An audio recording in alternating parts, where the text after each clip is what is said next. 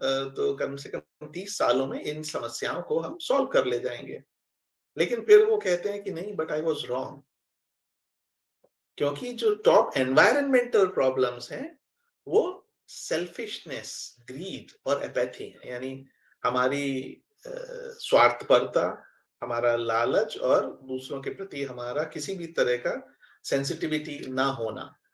कि कोई दुःख में है तो बजाय इसके कि हम उसकी मदद करें, हम उस पे पैर रख के आगे बढ़ जाने की जो एक टेंडेंसी है, जो कि बचपन से सिखाई जाती है कि आप कॉम्पीट करें, आगे निकलें, फर्स्ट आएँ या इन वेरियस टर्म्स।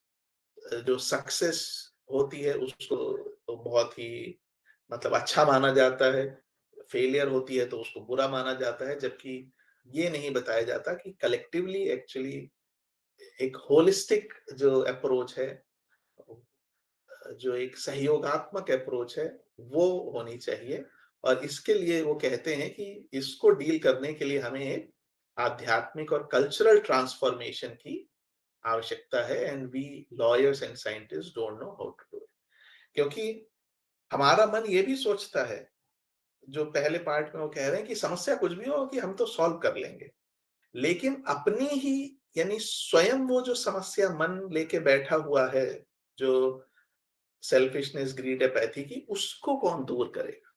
और उसी को दूर करने के लिए जब ये जानने की इच्छा कि ये क्यों है, और ये भी हम समझें, कई बार हमें लगता है कि भई अ, हम क्यों नहीं या लोग क्यों नहीं इस चीज़ को देख पाते, या हम स्वयं को देखें कि हम क्यों नहीं उस चीज़ को अप्लाई कर पाते कई बार? क्यों कई बार हम फेल हो जाते हैं? या क्यों हम उस दिशा में, भई कुछ साल पहले भी हमारे रिएक्शंस ऐसे थे, आज भी ऐसे रिएक्शंस हो रहे हैं, तो क्यों नहीं चेंज आ रहा है?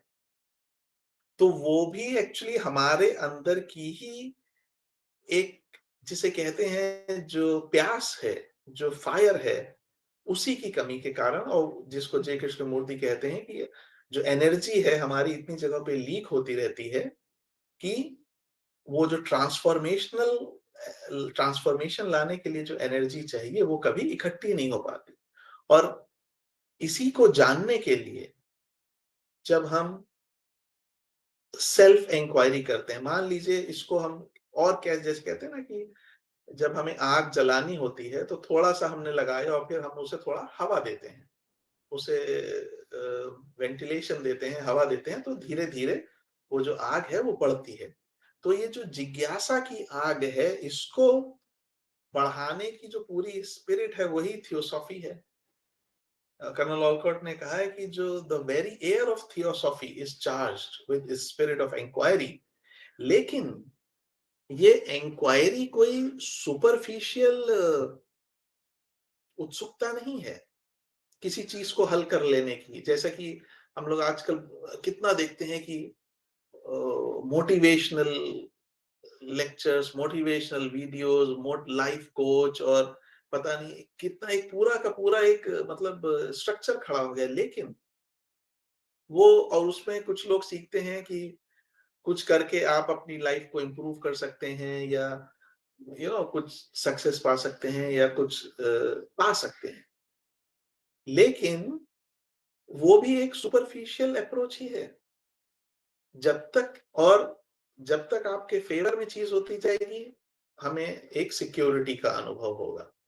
लेकिन जैसे ही हमारी उस सिक्योरिटी पे कोई थ्रेट आएगा किसी भी लेवल पे, we will start going back to that same original fear and insecurity. तो उसको जानने के लिए कि वास्तव में क्या है सच, it is the real desire to know and learn the truth.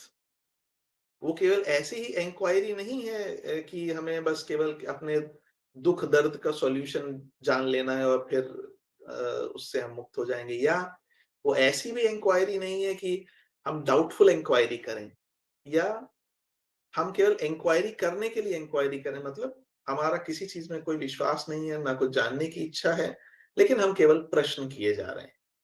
जिसे कि कुतर्क भी हम लोग कई बार कहते हैं कि कई व्यक्ति होते हैं कि जिनको आप लाख समझाने की कोशिश करें, लेकिन उनके पास हमेशा कोई ना कोई लॉजिकल या इलॉजिकल तर्क रहता है। तो ये स्पिरिट ऑफ इंक्वायरी जो है, ये it's the very air of theosophy. और क्यों है real desire to know and learn the truth? जिससे कि हम मनुष्य के एग्जिस्टेंस का और उसका जो पूरा जीवन है, उसका सीक्रेट जो है, सीक्रेट कहने के लिए है जब तक अननोन है हमारे से, बट बेसिकली हम चूंकि अभी नहीं जानते हैं तो उसको सीक्रेट कह दिया गया है। लेकिन अब हमारा स्वयं का अस्तित्व को जानना क्यों? ताकि हम स्वयं भी प्रसन्न रह सकें, स्वयं भी दुख और सुख से दूर परे जा सकें, और हमारे जो फेलो ह्यूमन बीइंग्स हैं या क्रीचर्स हैं, उनको भी हम इस उसमें मदद कर सकें। तो अल्टीमेटली तो यही चीज हर व्यक्ति चाह रहा है। जिसे हमने शुरू में जिज्ञासा कहा या उत्सुकता कहा, वो भी एक्चुअली सुख या आनंद की ही खोज है। क्योंकि जब हमारे मन में कोई प्रश्न हर समय रहता है तो हम असहज हो जाते हैं। तो हमें जब हम किसी प्रश्न का उत्तर भी कुछ सैटिस्फाई होने के लिए खोज रहे हैं, यानी हमें कुछ सैटिस्फैक्शन मिलता है आंसर पाने, जब हम किसी चीज का आंसर पाते हैं। तो यहाँ पे हम अगर गहरे में जाए तो हम ये देख रहे हैं कि प्रसन्न रहना और सुख और दुख दोनों के परे जाना के लिए हमें स्वयं को जानना होगा। लेकिन हम ये कह सकते हैं कि भाई, दुख के परे तो हर कोई जाना चाहता है, हर कोई सुख की ही खोज कर रहा है। तो फिर इतना दुख क्यों है संसार में? उसका कारण एक ये हो सकता है कि हर व्यक्ति जो सुख की खोज है, वो अपने तर्क के हिसाब से कर रहा है। किसी को लगता है कि मुझे धन मिल जाएगा तो मैं सुखी होऊँगा, तो वो धन की खोज में लगा है। किसी को लगता है मुझे पावर मिल जाएगी तो मैं सुखी हो जाऊँगा, तो वो पावर की खोज में लगा है। किसी को लगता है कि मुझे ज्ञान हो जाएगा, तो मुझे इससे मुक्ति मिलेगी, तो वो ज्ञान की खोज में लगा है। इसका ये मतलब है कि ये जो संसार है, जो हम डील कर रहे हैं, ये सब्जेक्टिव है। यानी संसार हर किसी के लिए एक जैसा नहीं है। जैसे इस चित्र में हम देख रहे हैं, एक पेड़ है, उसपे फल लगे हुए हैं और साथ में इतने सारे वहाँ जीव जंतु हैं। तो अब जो उसमें एक चिड़िया बैठी हुई है, वो उस पेड़ को किस तरह देख रही है? उसके लिए खाने को फल हैं और अपना घोंसला बनाने के लिए जगह है। बंदर बैठा हुआ है, उसके लिए भी वो खेलने की जगह है, एक्सरसाइज करने की जगह है, खाने के फल हैं। एक बच्चा है, तो वो पेड़ को देख रहा है, तो फलों को देख रहा है, उसके लिए भी पत्थर मार के फल गिराने की चीज़ है। एक थका हुआ यात्री है, उसके लिए जो पेड़ है वो एक विश्राम करने की जगह है। एक कोई कॉन्ट्रैक्टर या टिम्बर कॉन्ट्रैक्टर है, उसके लिए पेड़ मतलब पैसा, मतलब या उसकी लकड़ी काट के वो कुछ बनाने के लिए यूज़ कर सकता है। कोई बॉटनिस्ट भी होगा यहाँ पे, तो उसके लिए वो पेड़ एक स्टडी या एक्सपेरिमेंट करने की चीज़ है। या कोई मान लीजिए वहाँ पे श्रद्धा निवेदित करने वाला व्यक्ति होगा, तो उसके लिए वो पेड़ जो है वो एक देव तुल्य एक जीव है। तो इसका मतलब चीज़ एक ही है, लेकिन हमारा नज़रिया जो है अलग-अलग देखने का, वो उसको बदल देता है। यानी जो कहा गया है माया या जगत मिथ्या, वो इस सेंस हम लोग अभी आएँगे आगे, इस सेंस में नहीं कहा गया है कि उसका अस्तित्व नहीं है। वो इस सेंस में कहा गया है कि हम जो देख रहे हैं, क्या वो वाक़ई में सत्य देख रहे हैं? The truth.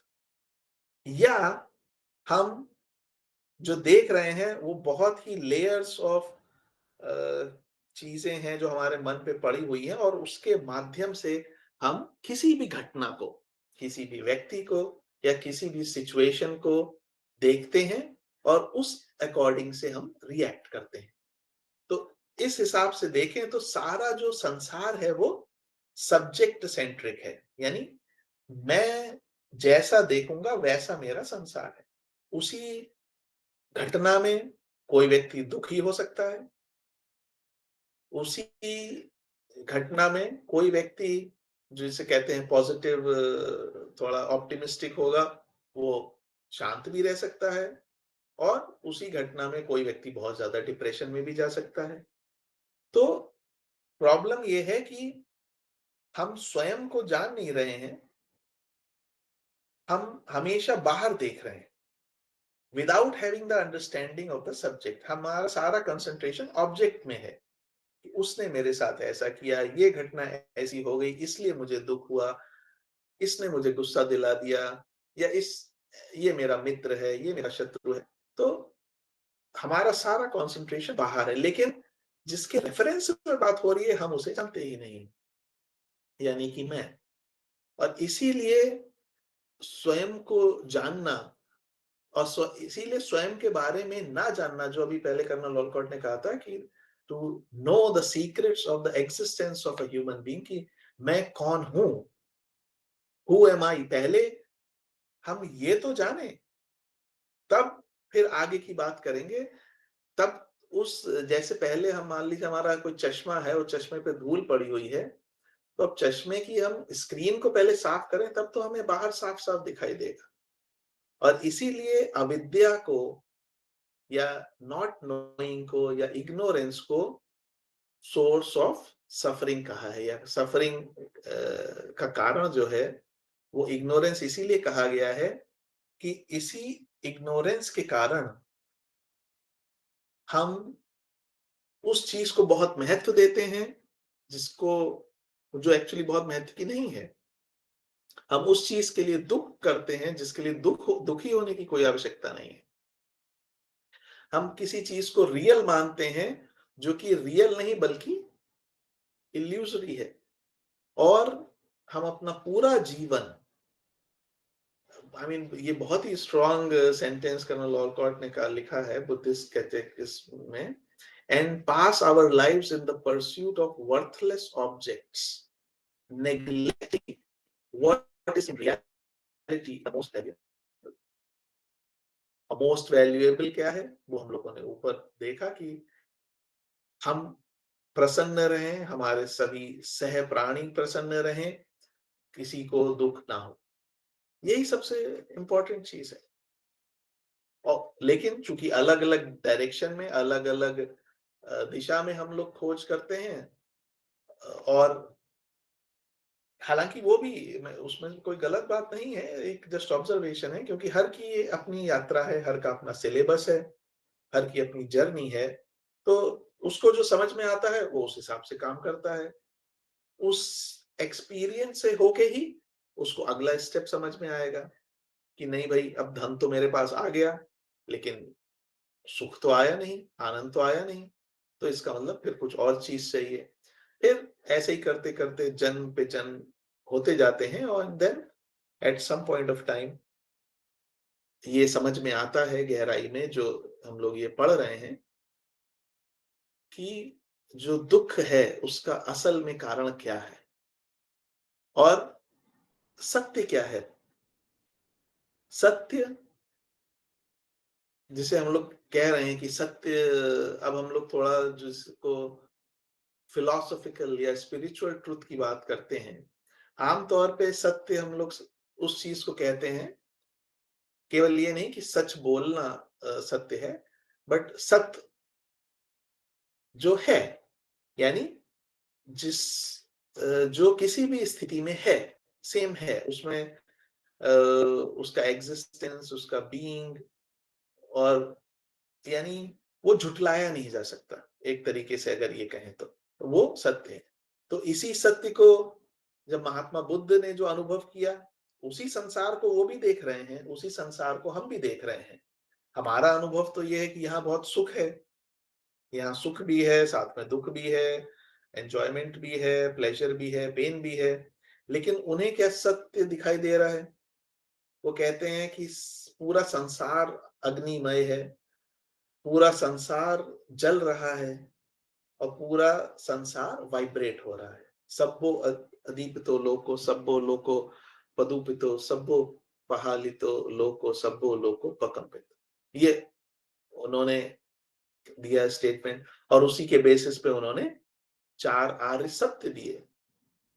अब ये सत्य महात्मा बुद्ध ने दिए अपने अनुभव के आधार पे, लेकिन और हम उनको पढ़ते भी हैं, लेकिन कितना वो सत्य हमारे सत्य बने हैं और जितना गहराई में, जितना डिग्री में ये सत्य हमारे सत्य बनेंगे, उतना ही डिग्री में जो हमारे प्रयास हैं उस से निकलने के लिए, इस माया या इल्यूजन से निकलने के लिए, उनमें उतनी ही तीव्रता आती जाएगी। और इसीलिए जो दुःखपूर्ण एक्सपीरियंस हैं लाइफ के, वो बहुत महत्वपूर्ण हो जाते हैं। क्योंकि हालाँकि अक्सर ये कहा जाता है कि pain is not only the best teacher, but pain is the only teacher. But थोड़ा-सा उसमें अलग भी है, कह सकते हैं कि नहीं, pain is not the only teacher, pleasure is also a teacher. लेकिन प्लेजर से सीखने के लिए बहुत ही ज्यादा मेरे ख्याल से अवेयरनेस की आवश्यकता है, क्योंकि दुख में तो हम एक नेचुरल रूप से कह लीजिए अंतर्मुखी हो जाते हैं, हम्बल हो जाते हैं, थोड़ा हमारा ईगो टूटने लगता है, जो हमने इमेज बनाई रखी है उसमें क्रैक पड़ जाते हैं। तो that is a natural process of learning. लेकिन प्लेजर जब आता है, उसमें हम कितना अवेयर रह के उससे भी सीख लें, तो that is another level of learning. लेकिन सामान्य तौर पे देखें तो दुःख जो है, इसीलिए वो बहुत इम्पोर्टेंट एक घटना है जीवन में, कि वो आती ही इसलिए है कि वो हमें सत्य दिखाए। और उस घटनाओं में मृत्यु इसीलिए एक बहुत महत्वपूर्ण घटना है। आई मीन महात्मा बुद्ध ने 3 लोगों को देखा था कि एक बहुत ओल्ड व्यक्ति, एक डेड बॉडी को और एक सिक व्यक्ति को। तो हालाँकि उन वो उस लेवल पे थे, उन्होंने एक बार देखा और उनको आई मीन उनको लग गया कि यही दैट इज़ द थिंग, वो सबके साथ होना है। तो जब सबके साथ होना है तो फिर क्या फ़ायदा सब करके? और then out of compassion he is tried to find a path जो उससे बियॉन्ड ले जा सके। इसी तरह महावाक्यों को हम पढ़ते हैं कि ब्रह्म चेतना है, अहम ब्रह्मास्मि तत्त्वमसि, सब कुछ ब्रह्म है। लेकिन ये सब जो सत्य हैं या स्टेटमेंट्स हैं, महावाक्य हैं, ट्रुथ्स हैं, ये या भगवद गीता में हम पढ़ें या किसी भी उपनिषद में पढ़ें, वो हम पढ़ रहे हैं। लेकिन हमें क्यों वो उतना जल्दी अ, बिल्कुल अपील भी करते हैं, लेकिन वो हमारे माइंड का जो कॉन्स्ट्रक्ट है, वो क्यों नहीं एक चेंज कर पाते, या ज़्यादा डिग्री में चेंज नहीं कर पाते? पहले हम देखें कि हम कहाँ पे हैं। हमारे लिए सत्य जानने के क्या-क्या उपाय उपलब्ध हैं। तो हम किसे कहते हैं सत्य? जो हमारे पास टूल्स हैं। तो सबसे पहले तो हमारी फिजिकल सेंसेस हैं, जिनका प्रमाण तो सब जगह माना जाता है कि भई आँख देख रही है तो वो सत्य है, कान सुन रहे हैं तो वो सत्य है। लेकिन हम सभी जानते हैं ऐसा हमेशा नहीं होता। आँख देख भी रही है कुछ, लेकिन उसके पीछे का जो कारण है, रीज़न है, वो कुछ टोटली डिफरेंट हो सकता है। या आँख ने देखा, लेकिन आँख ने देख के जब माइंड को भेजा वाइब्रेशन, तो माइंड ने उसमें अपनी कुछ कलाकारी करके, उसमें कुछ ऐड सब्ट्रैक्ट करके वो एक पिक्चर बना ली। अब वो पिक्चर क्या सत्य हो सकती है? ज़रूरी नहीं, और ज़्यादातर ज़रूरी है। दूसरी बात, लॉजिक, तर्क के आधार पे, तर्क पॉजिटिव भी दिए जा सकते हैं उसी विषय पे, ऑपोजिट भी दिए जा सकते हैं। मेमोरी के आधार पे हम सत्य को जानते हैं, कोशिश करते हैं। फेथ, श्रद्धा, इमोशंस के द्वारा, कि हम किसी के साथ इमोशनली एक होके उसको जानने की कोशिश करते हैं। किसी की टेस्टिमनी हम सुनते हैं, जैसे जो अभी हम लोगों ने बात की ग्रंथों की, वो सब पुराने दिए गए स्मृति हैं, वो उपनिषद्स हैं, स्पिरिचुअल टेक्स्ट हैं या सीक्रेट डॉक्ट्रिन या इसी तरह की जो भी पुस्तकें हैं, या अपनी गट फीलिंग से हम कुछ जानते हैं, ये सब हमारे पास टूल्स हैं सत्य जानने के। लेकिन इन सभी टूल्स की एक लिमिटेशन है, जैसा अभी मैंने कहा। तो अभी मैं आपको कुछ चीजें दिखाऊंगा हालांकि थोड़ा विषय से हटते हुए, जस्ट फॉर अ चेंज। तो आप अपने माइक को अनम्यूट कर लीजिए और आप बताइए कि आपको क्या दिखाई देता है। अभी मैं जो दिखाऊंगा कि वो जो चित्र है उसमें आपको क्या दिखाई देता है। आप all are free to share.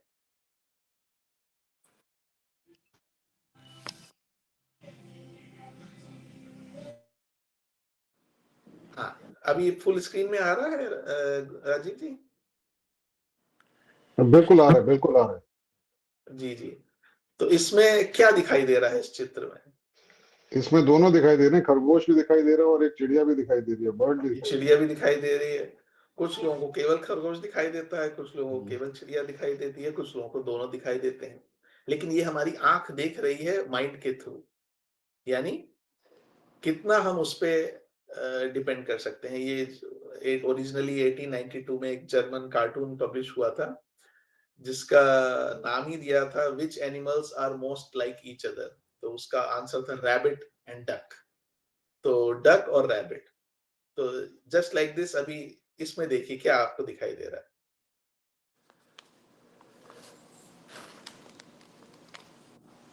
है। सौरभ बोलना चाहते हो? Two persons are looking into each other. हाँ, और एक और चीज है। हाँ, और एक और चीज है। एक और चीज है, यस। एक होता है जैसे वेस का जो होता है ना, वहां से टेबल होती है, उस टाइप की चीज भी है। राइट। हाँ, तो देखिए, मतलब दो चेहरे सामने सामने हैं, लेकिन वो इसको भी एक इसको रूबिन्स वास कहा था 1915 में। डैनिश साइकोलॉजिस्ट एक एडगर रूबिन हुए हैं, उन्होंने एक ये इमेज बनाई थी इल्यूजन, आइकॉनिक इल्यूजन के तौर पे उसको रूबिन्स वास कहा गया था, और या रूबिन्स फेसेस। अब जो आ रही है, अब एक और भी इंटरेस्टिंग, थोड़ी उसमें ह्यूमर भी है। ये इसमें आपको क्या दिखाई दे रहा है?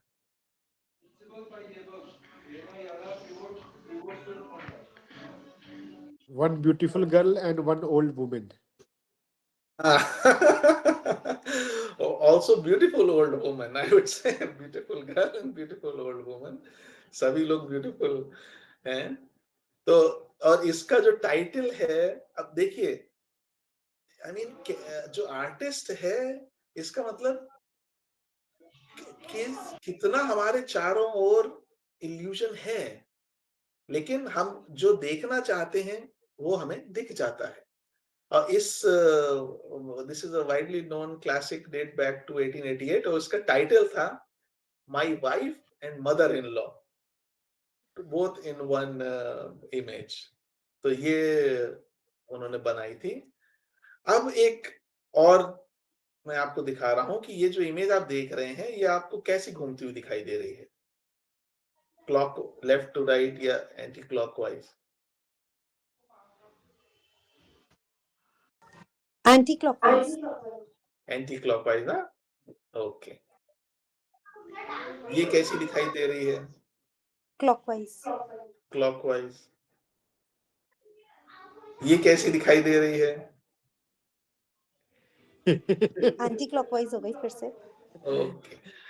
एक्चुअली में आप दोनों को साथ देखेंगे, आप आपके देखने मात्र से इसकी डायरेक्शन कभी एंटी क्लॉकवाइज हो जाएगी, कभी क्लॉकवाइज हो जाएगी।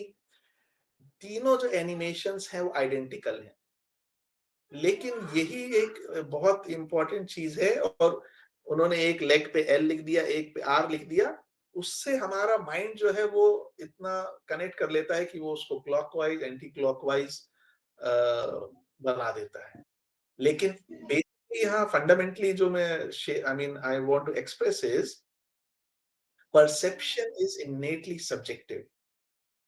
तो जो भी हमारे जीवन में घट रहा है, जो भी व्यक्ति हमारे जीवन में आ रहा है, जो भी स्थिति हमारे जीवन में आ रही है, वो आ रही है, किसी कर्म से आ रही है, पुराने कर्म से आ रही है। व्यक्ति, स्थिति, अच्छी बुरी, सुखमय दुखमय, challenge, favourable, bed of roses कह लीजिए, कंफर्ट लेवल, या स्ट्रीट ऑफ थॉर्न्स कह लीजिए, जो भी आ रहा है, लेकिन मेन चीज है कि how am I responding to it and how am I approaching it, कि मैं उसे कैसे देख रहा हूं, मैं उसे कैसे ले रहा हूं। तो परिस्थिति तो कुछ भी हो सकती है, लेकिन मनस्थिति कैसी है उसको अप्रोच करने की, that is the most fundamental thing in knowing the truth. और वो कैसे आता है उस पे हम लोग बात करेंगे। उससे पहले एक और, ये आप लोगों ने मेरे ख्याल से ऑलरेडी देखा होगा, मुझे बहुत अच्छा लगा, तो मुझे लगा ये भी शेयर करें, कि जिसे कहते हैं ना माया, तो वो माया कैसे हमारे देखते ही देखते रूप बदल के और क्या का क्या हो जाता है, कि हमें लगता है ये है, लेकिन उसके पीछे कुछ और ही मैथमेटिक्स चल रही होती है। हम उसको अपने मन के हिसाब से लेबल कर देते हैं।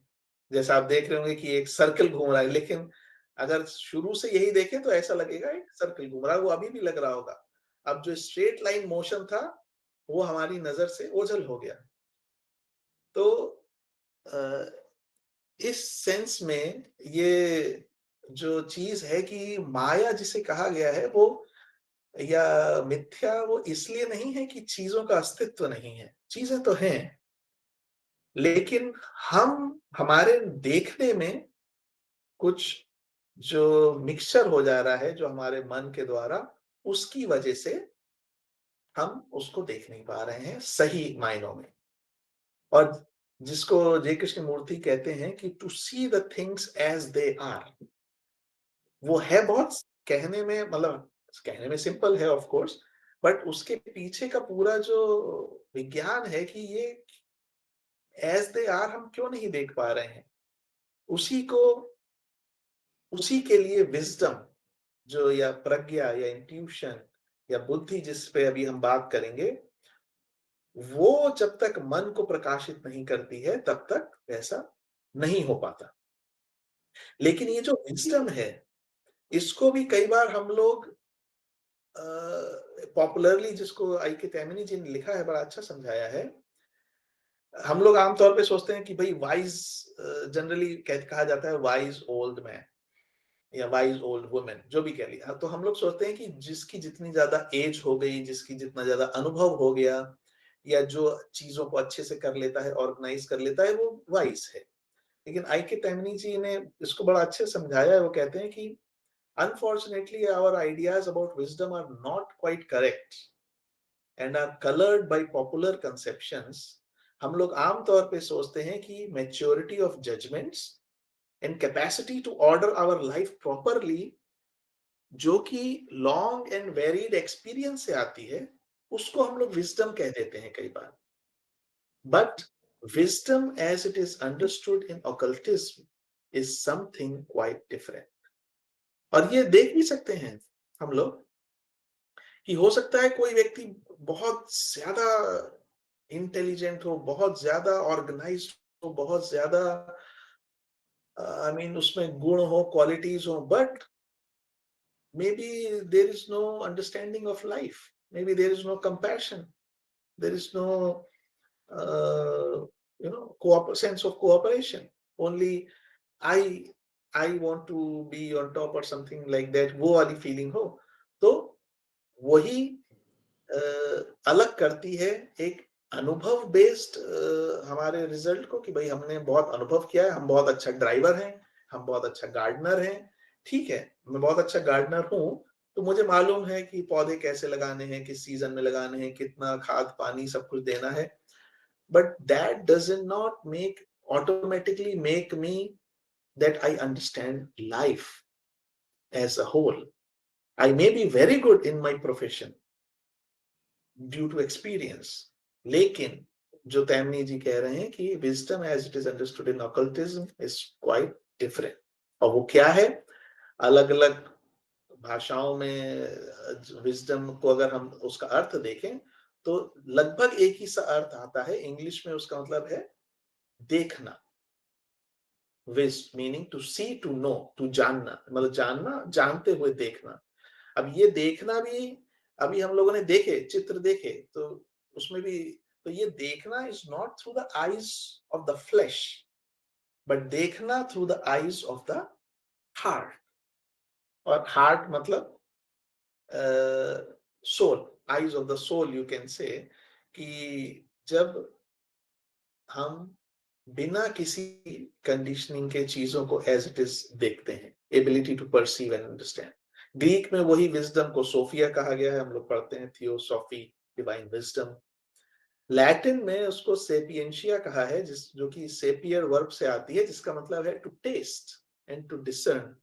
मतलब जिसने विवेक का टेस्ट किया हो, और विवेक का टेस्ट उसी को हो सकता है जिसमें विजडम होगी, कि वो नीर क्षीर विवेक कर सके। और इसी से होमो सेपियंस जो दिया गया है लेबल ह्यूमन बीइंग्स को, होमो सेपियंस, सेपियंस मतलब कि जिनमें विवेक करने की क्षमता हो, वो प्रजाति। इसी को बुद्धि कहा गया है, संस्कृत में बुद्धि, बुद्ध मतलब जागृत, जो जानने, to awaken, to know, to perceive. इसी को प्रज्ञा भी कहा जाता है, यानी प्रज्ञा आई थिंक मुझे लगता है बहुत ही क्लोजेस्ट है इसके। प्रज्ञा मतलब प्रत्यक्ष ज्ञान, without any intermediary in between. तो जो है जैसा है उसको वैसा ही जानना। और प्रज्ञा पारमिता को बुद्धिस्ट धर्म में बात की जाती है कि it is a perfection of wisdom leading to enlightenment. Vedanta में भी प्रज्ञा को हमारी आत्मा का प्रकाश कहा गया है, जो कि माइंड के थ्रू प्रकाशित होती है, बाहर उसका प्रभाव दिखता है। और वो जान मतलब वो मन की तरह काम नहीं करती है। मन का काम है इंफॉर्मेशन कलेक्ट करना, अपनी इंद्रियों मतलब इंद्रियों से इंफॉर्मेशन कलेक्ट करना, उनकी इमेज बनाना, और उससे एक कंक्लूजन निकालना या कंडीशनिंग निकालना।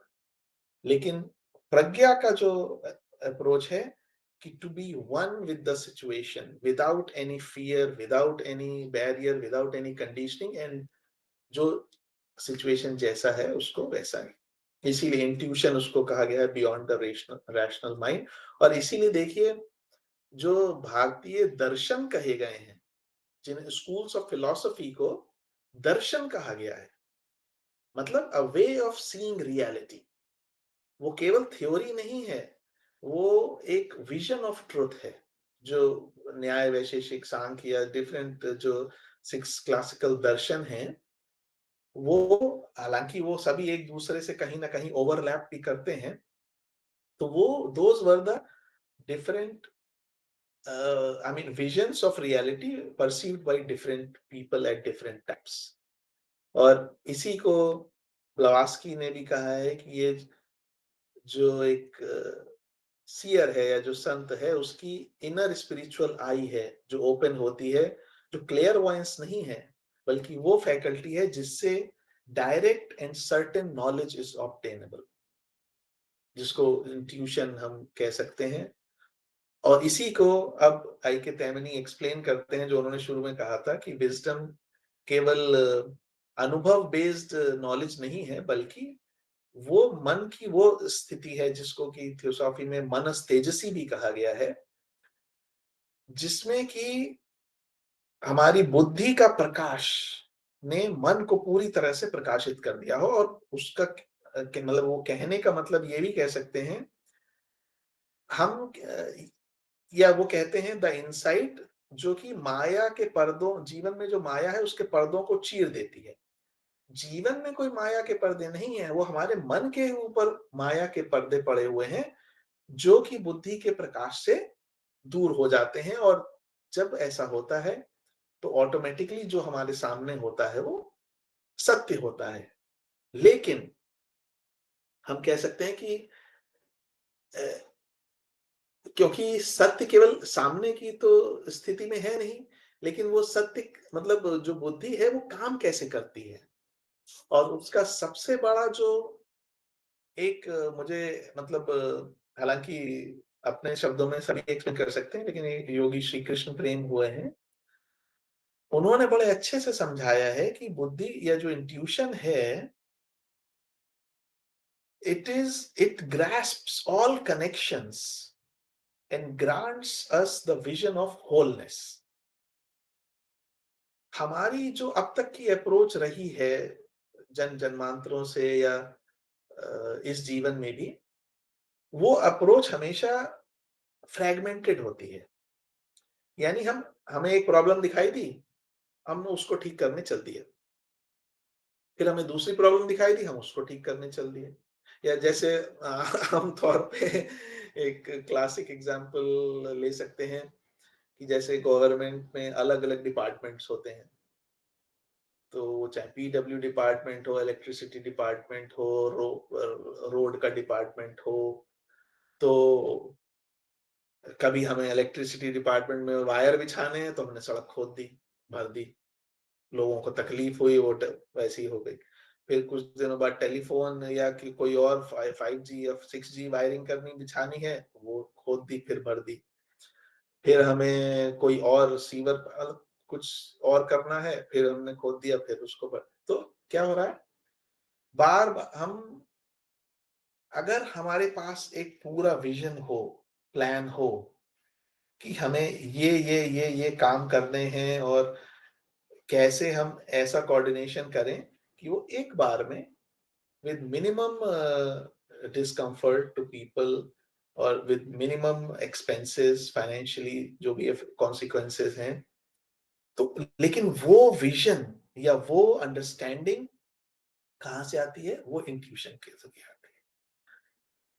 क्योंकि उसका इंट्यूशन जो हमारा बुद्धिक चेतना है, वो है that is the level of oneness of the consciousness.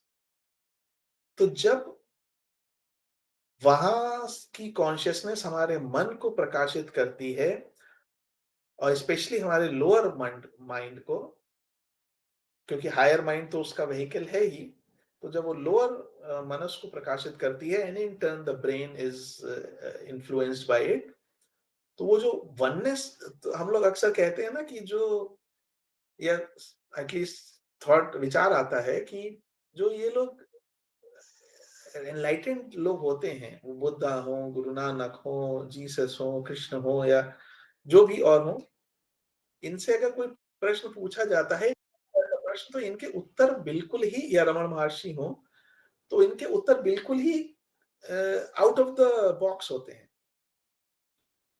उसी विषय, मतलब पढ़े पढ़ाए होंगे, लेकिन तो वो कहाँ से आ रहे हैं, वो चूंकि जब वननेस ऑफ कॉन्शियसनेस होती है, तो फिर उससे जो उत्तर आता है या जो उससे सॉल्यूशन आता है या जो उससे डिसीजन आता है, that has to be an integral and holistic solution and thought.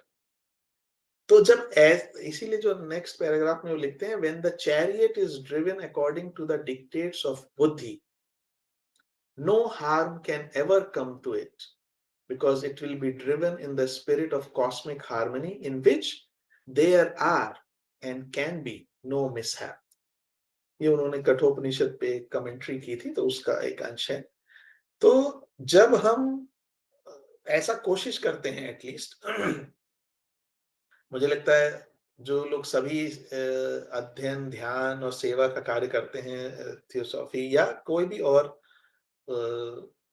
चीज को फॉलो करते हो, तो कभी ना कभी ऐसे ग्लिम्स अवश्य आते हैं। ग्लिम्स इन द सेंस एक फीलिंग कि उस मोमेंट में there is no thought and things seem very clear, और उसमें आपको ऐसा सॉल्यूशन या कोई ऐसा थॉट आता है, आप लोग अरे वाह, दैट्स वेरी नाइस, और उस समय होता भी ऐसा ही है।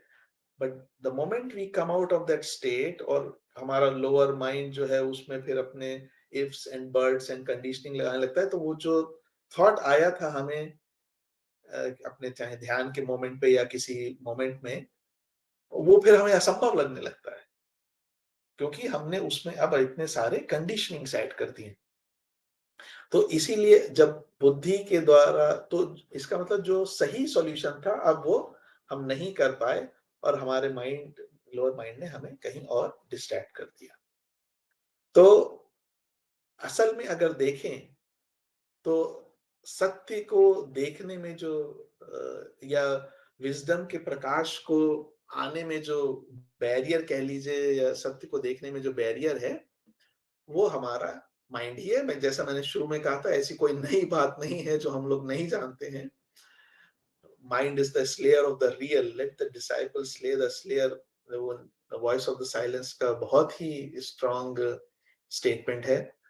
और माइंड ही वो एक फैकल्टी है हमारी जो एक मिरर के समान है, जिसको एचपी ने लिखा है कि it gathers dust while it reflects. Her reaction, her interaction, किसी भी सिचुएशन से, व्यक्ति से, परिस्थिति से जो हमारे अंदर होता है हम करते हैं, लेकिन उससे हमारे मन रूपी दर्पण पर कुछ धूल जमा हो जाती है।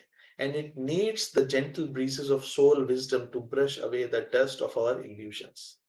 तो उस डस्ट को हटाने के लिए जो सोल विजडम है, उसकी हवा या जो ब्रश या हवा से उसको धीरे धीरे हटाना बहुत जरूरी है। और इसीलिए कुछ समय हमें मतलब हमेशा अपने आप के लिए रखना चाहिए दैनिक जीवन में, जिसमें हम और कुछ ना करते हुए केवल अपने आप पर कुछ भी करें, ध्यान करें, साइलेंट रहें, ऑब्जर्व करें, जो भी व्यक्ति, किसी भी व्यक्ति का कुछ प्रयास हो। और जब ऐसा करते हैं तो उसमें सबसे बड़ा जो एक कॉन्सिक्वेंस है जो आता है, वो है वैराग्य। वैराग्य को जनरली हम लोग सोचते हैं कि हम प्रैक्टिस कर सकते हैं, कि विराग मतलब हम अटैचमेंट, लो चीजों से अटैचमेंट को काटें, यानी हम फोर्स कर रहे हैं अपने आप को। लेकिन जो वैराग्य का एक और अर्थ होता है विरंज धन्य, मतलब विदाउट कलर। यानी जब हम चीजों को एज इट इज, बिना किसी कलर के, यानी मन रूपी मतलब कंडीशनिंग रूपी कलर के हम देखना शुरू करते हैं, तो ऐसा हो ही नहीं सकता कि वैराग्य डेवलप ना, जो कि महात्मा बुद्ध को हुआ। और लेकिन हमारे ऊपर चूंकि इतनी परतें जमी हुई होती हैं और हमारा रूटीन ऐसा है, हमारे जीवन की एक कह लीजिए एक्टिविटीज ऐसी हैं कि वो हमें बाध्य करती हैं कि हम बार बार उसी, एक क्षण आया अनुभव का, अब उसको अगर हमने संजो के नहीं रखा, उसको पोषित नहीं किया, तो वापस फिर उसी जो एक फ्लो चल रहा है हम उसमें चले जाते हैं। और इसीलिए जो अभी मैंने कहा कि अलोन टाइम या ध्यान या रिट्रीट या कुछ समय के लिए एक फास्टिंग, मोबाइल फास्टिंग या कुछ भी, जो चीजों से थोड़ा सा take a step back and observe, वो इसमें बहुत मदद करता है। और ये क्लींजिंग किसी भी तरीके से कर सकते हैं, उसके लिए ऐसा नहीं कि कोई पर्टिकुलर चीज ही है। सब इतने सारे मार्ग जो ऋषि हैं, सेंट्स हैं, फिलोसफर्स हैं, उन्होंने हम लोगों को दिए हैं। कोई भी मार्ग से जिसको भी जिससे फायदा होता हो वो कर सके। लेकिन एक चीज जो हमेशा मुझे लगता है कि मैं शेयर करूं, कि मार्ग कोई भी हो, प्रैक्टिस कोई भी हो, मेथड कोई भी हो, ठीक है, सब ठीक है, करिए। लेकिन जो एक बहुत ही जरूरी चीज है, और बल्कि मेरे ख्याल से उसके बिना हम शायद नहीं कुछ कर सकते, और शायद इसीलिए ये होता है कि हम प्रैक्टिस करते चले जाते हैं साल दर साल, लेकिन जो एक ट्रांसफॉर्मेशन है वो उस तरीके से हमें स्वयं में नहीं दिखाई देता, या जितना हम सोचते हैं वो नहीं होता, क्योंकि हम प्रैक्टिस और जीवन को अलग कर देते हैं। अगेन हम एक फ्रेगमेंटेशन कर देते हैं वहां पे। तो उसके लिए मुझे लगता है कि जो सबसे इम्पोर्टेंट चीज है पढ़ने के लिए, सबसे महत्वपूर्ण किताब जो हम सबके पास है, जो हम सबको पढ़नी चाहिए, और मतलब और कोई किताब हो ना भी हो, लेकिन अगर हमने ये दृढ़ निश्चय कर लिया है कि हमें ये किताब पढ़नी है, तो इतने मौके आते हैं, इतने मौके आते हैं अपनी कमियों को देखने के लिए, और इम्प्रूव इम्प्रूव करने के लिए, या उस मेरे ख्याल से उसी देखने में इम्प्रूवमेंट हो जाता होगा। जिसे कहते हैं कि just by being aware the things change. तो वो किताब है द बुक ऑफ लाइफ, कि हम अपने जीवन की किताब पढ़ें, अपना इंटरैक्शंस, लोगों से संबंध, नॉट ओनली लोगों से संबंध, प्रकृति से संबंध, अन्य जीवों से संबंध, हर एक चीज से संबंध, जहां भी हम हैं, लेकिन उसको हम इस तरीके से पढ़ें कि हम उससे विजडम के मोती कलेक्ट करें, ना कि पूर्वाग्रहों के पत्थर। क्योंकि दोनों मिल सकते हैं। किसी हमारे साथ कुछ घटना हुई, तो हम किसी पे ब्लेम लगा के, किसी पे कुछ करके एक प्रेजुडिस बना सकते हैं अपने मन में, बहुत आसान है, जो कि हम मतलब ज्यादातर हम करते हैं। या उसी घटना को हम इस तरीके से अध्ययन करें कि हमें उससे प्रज्ञा का एक मोती मिले। और जब इस तरीके से हम जीवन की किताब को पढ़ने लगते हैं, तो फिर वो जो एचपीबी कहती हैं कि nobody is my friend, nobody is my enemy, everyone is like my teacher. Not everyone, everything, every situation then becomes a teacher. और जब धीरे धीरे हम इस तरीके से अप्रोच करते हैं, हालांकि ऑफ कोर्स ऐसा नहीं, I mean including me speaker also, it's not like that हम फेल होते हैं और फेल होते रहेंगे, लेकिन the important thing is not to stop trying, क्योंकि the master has tried, the master, एक कहावत है, the master has failed more times than the disciple has even tried. So जिनको आज हम देख रहे हैं कि वो परफेक्ट बीइंग्स हैं, एडेप्ट्स हैं, वो भी प्रैक्टिस, अभ्यास के द्वारा ही, लेकिन अभ्यास with the right approach, not a mechanical अभ्यास, बट अभ्यास विद अवेयरनेस। और जब इस तरीके से हम करते हैं, तो फिर जो जीवन में हमारे जो ब्लेम पहले होता था, वो इंट्रोस्पेक्शन का माध्यम बन जाता है। जो पहले कंप्लेंट्स होती थी, उसके बदले ग्रेटिट्यूड आना शुरू हो जाता है। जो पहले प्रॉब्लम लगती थी, वो अब अपॉर्चुनिटी लगने लगती है। और जब ये एटीट्यूड होने लगता है जीवन के प्रति, तो फिर ऑटोमेटिकली, फिर जो हमने शुरू में बात कही थी कि हम प्रसन्न रहें, हमारे चारों ओर लोग प्रसन्न रहें, तो वो automatically as a byproduct होने लगता है। क्योंकि तब प्रज्ञा के प्रकाश में धीरे धीरे हम सत्य के नजदीक, ये सत्य को हम और साफ साफ देखने लगते हैं। And that is the only way, there is no other way to be blissful, to go beyond pleasure and pain. हम ट्राई कर सकते हैं, हम और वो कर भी रहे हैं अलग अलग तरीकों से। हम इच्छाओं की पूर्ति करके हम सोचते हैं कि हो जाएगा, और ठीक है, I mean that is part of growth, everybody is doing it, but at the back of the mind अगर ये है कि नहीं, देयर इज समथिंग डीपर, कुछ हमें और डीपर जानना है, इससे बियॉन्ड जानना है, then I think that wisdom, the wisdom light helps in seeing truth, which is all the time around ourselves, which is there all the time, only that we are not able to. And with this I stop sharing, and अगले जो session है उसमें हम लोग थोड़ा इस बारे में बात करेंगे कि हम लोगों ने आज बात तो की विजडम की, बुद्धि की, इंट्यूशन की, प्रज्ञा की, लेकिन एचपीबी ने क्या सजेशंस दिए हैं या क्या चीजें कुछ कही हैं, बहुत ही सिंपल सिंपल चीजें हैं। और हम सभी ऑलरेडी थियोसॉफिस्ट हैं, स्टूडेंट्स हैं, तो हम सभी लोग उसको अध्ययन भी किए होंगे, करते भी होंगे, but again as a refresher session हम लोग उसको ले सकते हैं अगली बार। धन्यवाद, आप सभी ने बहुत धैर्य से सुना। Thank you. Thank you very much, thank you, बहुत बढ़िया रहा आपका टॉक। कोई मित्र हमारा कुछ कमेंट करना चाहता है, क्वेश्चन पूछना चाहता है तो अनम्यूट करके पूछ सकते हैं।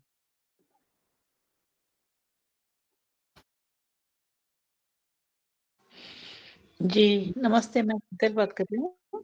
नमस्कार, नमस्कार। शिखर जी ने कहा कि पेन एंड प्लेजर, तो प्लेजर में भी हम सुख ढूंढ सकते हैं। तो जब आनंद ले सकते हैं, तो जब पेन रहता है या समझ सकते हैं, जब पेन से जब आदमी उबरता है या पेन को समझ लेता है, तब जब प्लेजर आता है उसमें कृतज्ञ भाव रहता है, और उस कृतज्ञ भाव में वो ये सोचता है कि मुझे ये प्लेजर जो दिया है तो ये किस लिए दिया है, उसमें करुणा के भाव भी उत्पन्न हो जाते हैं, और जैसा मुझे मिला वैसे सबको मिले, ये भावना उसमें पनपने लगती है। तो ये मुझे लगा। और शिखर जी बोलते हैं कि धैर्य के साथ मुझे सुना, तो शिखर जी मैं कहना चाहूंगी कि जब इंटरेस्ट की बात आती है तो उसमें सुनना ये बात आती ही नहीं है, सिर्फ ग्रास्पिंग रहता है। तो ये धैर्य वगैरह कुछ भी नहीं रहता है, सिर्फ सुनना, ये एक ही क्रिया रहती है। बहुत बहुत धन्यवाद, बहुत अच्छी तरह से आपने समझाया है। थैंक यू शीतल जी।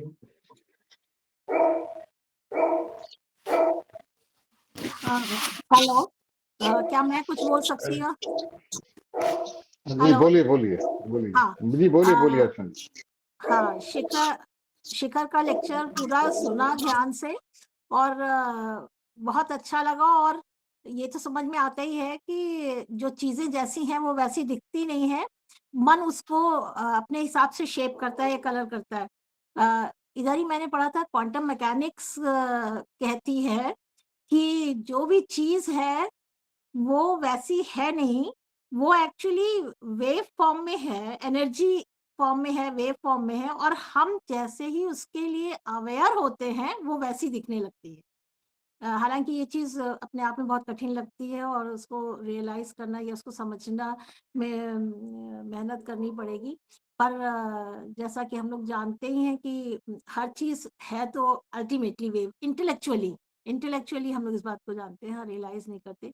पर ये थोड़ा सा वो लगता है कि जैसे ही अवेयर होते हैं वो अपने उस फॉर्म में दिखाई पड़ती है। तो नेचुरली हम लोग बहुत ही जिसको कहना चाहिए कि चीज़ कुछ है और हम देख कुछ रहे हैं, वो चाहे इवेंट हो, चाहे कोई चीज़ हो, कोई स्थिति हो। हाँ, तो वो देखने के लिए उस विज़डम की ज़रूरत तो होगी, जिसकी बात शिखर जी ने पूरे लेक्चर में नहीं, की। थैंक यू वेरी नहीं, मच। हाँ, और आपने मौसी बहुत अच्छी बात कही, और इसको आप हम लोग डेली लाइफ में देखें, हाँ, जैसे ये जिसको ऑब्जर्वर्स इफेक्ट कहते हैं कि देखने पे हाँ, वो पार्टिकल वेव का हाँ, अनसर्टेनिटी हो जाता है, तो ये तो हुँ, बहुत छोटे लेवल पे है। आपके हुँ, सामने कोई व्यक्ति है, हुँ, उसको आप ऐसे देखिए कि आप उस पे हुँ। शक कर रहे हैं, हाँ, बिल्कुल, बिल्कुल। और वो पूरा व्यक्ति बदल जाएगा, वो हाँ। असहज हो जाएगा, वो फिर वो ऐसी-ऐसी चीज़ें करेगा कि वो मतलब, तो इसका मतलब हम वाक़ई में हमारा जो नज़रिया, या ऐसे ही कोई आपको देखने लगे कि बिल्कुल, आप तो सच्चे मन से काम कर रहे हैं, लेकिन कोई आके ऐसे देखने लगे कि आपने चोरी की है, कि आपने कुछ किया है, बिल्कुल, तो बिल्कुल। इसका मतलब हम सब कनेक्टेड हैं और एक दूसरे को हर समय हुँ, इन्फ्लुएंस कर रहे हैं, अफेक्ट कर रहे हैं, और इसीलिए स्वयं उस माया से निकलना और स्वयं प्योर इस सेंस तक हो जाना कि हम उसके अंदर भी उसी ईश्वर को देख सकें, और वो भी ऐसा कर सके, तो ये बिल्कुल। वाक़ई में होता है। हाँ, बिल्कुल, बिल्कुल। थैंक यू वेरी मच, बहुत अच्छा लेक्चर था और बहुत समझ में भी आया। हेलो शिखर जी। नमस्ते शिखर जी सर। नमस्कार। नमस्कार सर। आपका अभी आज का जो लेक्चर है बड़े ध्यान पूर्वक मैंने सुना, और एक कबीर जी का दोहा है जी, जी। कि घूंघट के पट खोल तो के पिया मिलेंगे। पिया मिलेंगे। जी, जी, जी, जी, जी। माने जो सत्य का आपका दर्शन सत्य का तब तक नहीं हो पाता जब तक होगा। घूंघट के पट जो हाँ। मन की परतें हैं। जी। आज का लेक्चर बहुत ही अच्छा हुआ और हम सबको अंतर्मुख करने के लिए प्रेरित किया है। बहुत बहुत धन्यवाद शिखर जी। घूंघट के पट खोल पट खोल। तो ही वाह, खुलते हैं। बहुत ही सुंदर आपने उपमा दी। Thank you sir. हाँ, थैंक यू। कितने लोग सब कह गए हैं सिंपल सिंपल भाषा में, और उसके पीछे इतना आई मीन ऑकल्ट रहस्य छिपा हुआ है। और कोई हमारे मित्र कुछ कमेंट करना चाहेंगे या कोई सवाल भी है तो पूछ सकते हैं।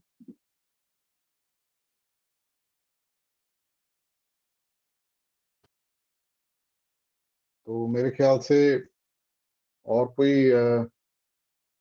मित्र हमारा नहीं है जो कुछ सवाल जवाब करना चाहता है, तो हम आपको धन्यवाद करते हुए इस मीटिंग का अंत करते हैं यूनिवर्सल प्रेयर के साथ। O hidden life vibrant in every atom, O hidden light shining in every creature, O hidden love embracing all in oneness, may each who feels himself as one with thee know he is also one with every other. So आप सबका बहुत बहुत धन्यवाद हमारे साथ जुड़ने के लिए, और खास धन्यवाद ब्रदर शेखर अभिनव जी का। Thank you very much. Thank you Rajiv ji, thank you, सभी को बहुत बहुत प्रणाम।